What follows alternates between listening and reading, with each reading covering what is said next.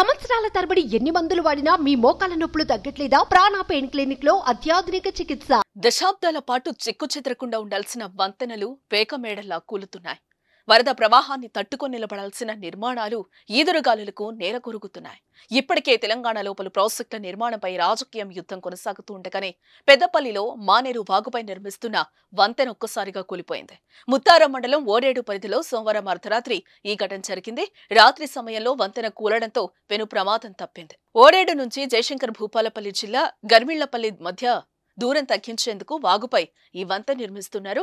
2016లో ఈ వంతెన పనులు ప్రారంభమయ్యాయి.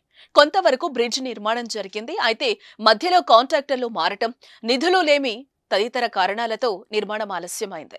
నిర్మాణ పనులు జరగకపోవడంతో అక్కడ ఏర్పాటు చేసిన తాత్కాలిక మార్గంలో స్థానికులు రాకపోకలు సాగిస్తున్నారు. పగటిపూట ఎక్కువ మంది ఈ మార్గం ద్వారానే ప్రయాణిస్తున్నారు. ఆ సమయంలో కూలి ఉంటే భారీగా ప్రాణ నష్టం జరుగుండేది. వంతెన నిర్మాణం నాణ్యతపై విమర్శలొస్తున్నాయి. సుమన్ టీవీలో మీ పర్సనల్ అండ్ బిజినెస్ ప్రమోషన్స్ కోసం కింది నెంబర్కి కాంటాక్ట్ చేయండి.